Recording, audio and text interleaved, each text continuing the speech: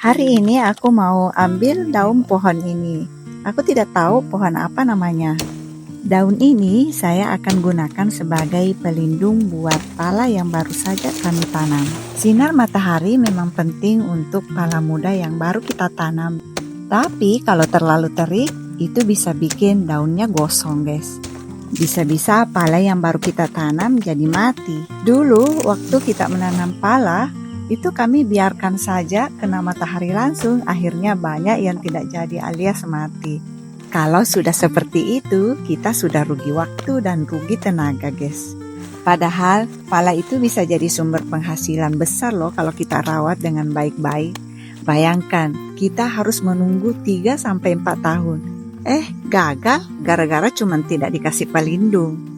Seperti itulah kalau kita menanam pala di awal, guys. Saat kecil perlu dilindungi, kayak merawat anak, butuh perlindungan dulu sebelum kuat berdiri sendiri. Makanya saya pakai daun ini untuk bikin naungan. Caranya juga tidak ribet, cukup ditata rapi di atas tongkat atau batang kayu, biar sirkulasi udara tetap jalan. Naungannya kayak begini saja, bisa bantu tanah tetap lembab. Jadi akar tidak stres dan bibit lebih cepat menyesuaikan dirinya. Ada sekitar 6 titik yang akan saya berikan pelindung hari ini. Jadi tiap titiknya itu ada 2 pohon pala. Kenapa 2? Karena pala itu ada yang jantan dan betina. Nah, anggap saja ini sebuah spekulasi. Kalau nantinya satunya ternyata jantan, kita bisa tebang.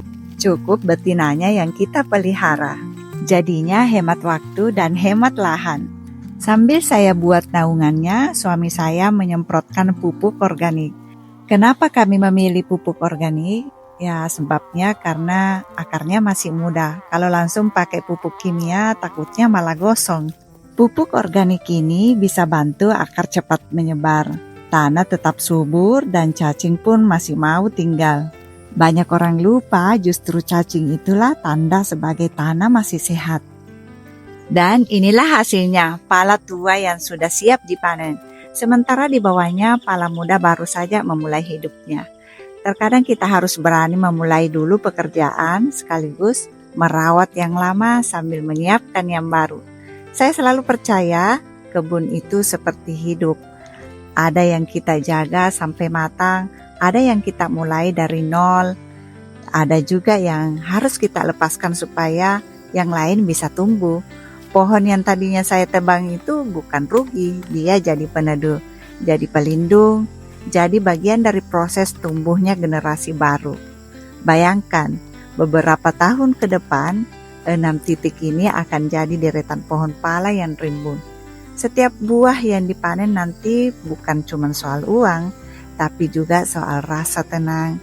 Kita sudah melakukan yang benar sejak awal. Dan siapa tahu dari langkah kecil seperti ini, pelan-pelan desa kami bisa mandiri. Tidak perlu bergantung kiriman dari kota. Cukup dari hasil kebun sendiri.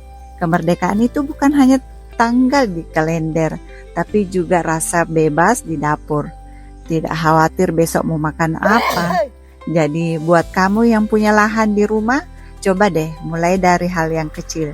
Tidak harus pala, yang terpenting ada yang tumbuh, ada yang kamu rawat.